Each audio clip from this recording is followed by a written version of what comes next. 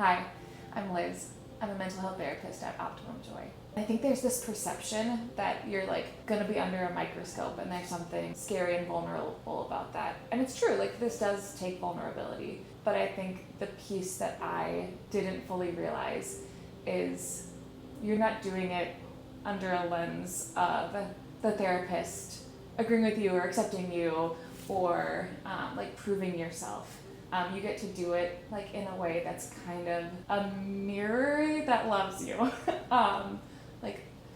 Therapy is, having somebody sit with you and see you and offer a sense of acceptance and a positive view. And so it's not something to be scared of that somebody is gonna come up with a list of all of your flaws.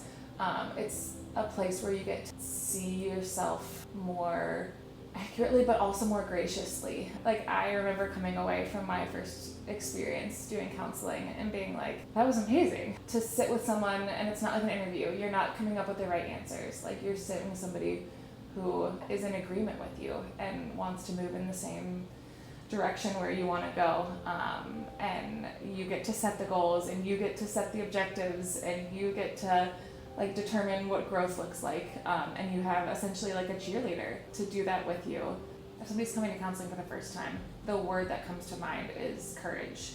There's so much stigma around going to counseling and what that means about all of these negative thoughts of I'm unable to handle things, or but I see somebody who's taking a courageous step towards being introspective, which can be really difficult. But I think it's such a primary block to build off of, to have a lens towards yourself that is kind and gracious and attuned to real life, and being able to build off of that. But it's a scary first step. Somebody told me recently is learning and growth kind of happens in a J.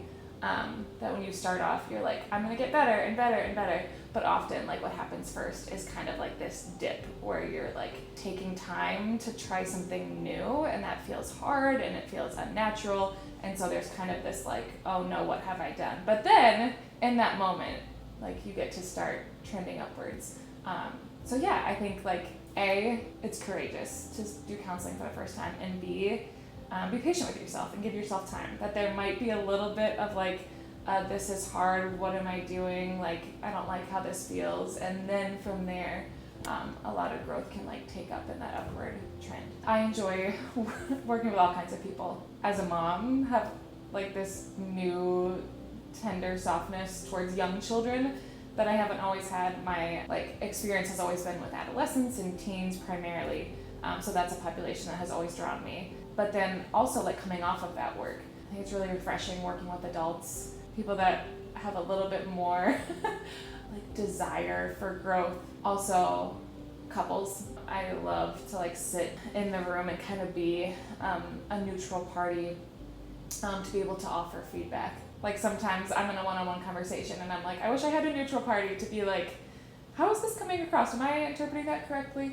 I enjoy getting to do that as well. In my free time, I like to exercise, to do CrossFit, which I roll my eyes when anyone says that they do CrossFit, because there's automatically this intensity. And that was kind of how it began a decade ago. But as I've gotten a decade older and my life has shifted and I've become a mom, it's no longer trying to max lifts. It's just trying to enjoy and appreciate the things that my body can do. I also just really Chicago in the summer at night. I think of sitting in my backyard, lights strung up, watching my kids chase fireflies on a beautiful summer Chicago night. That's peak.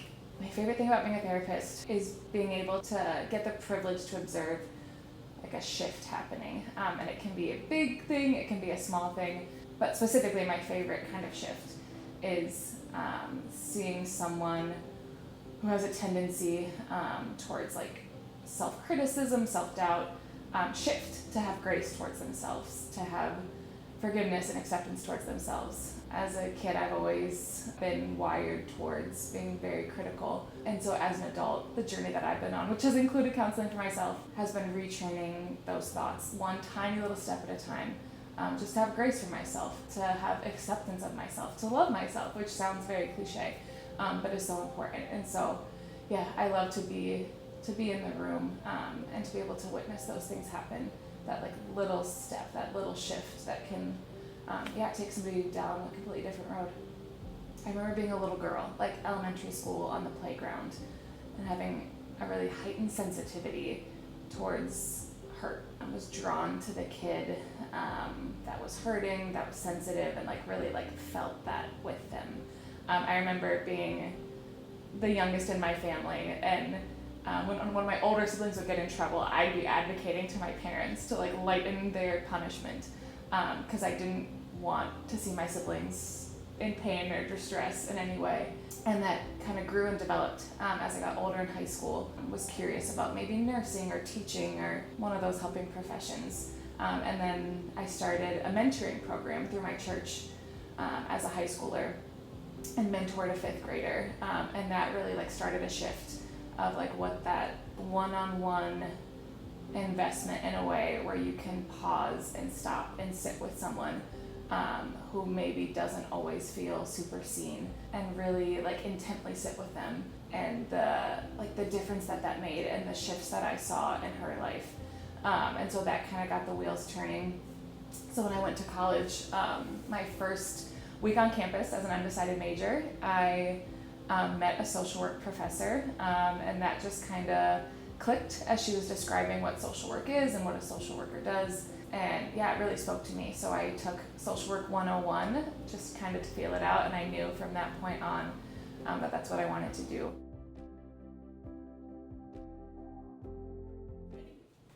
Sure. Yeah. I keep saying that. How do you feel?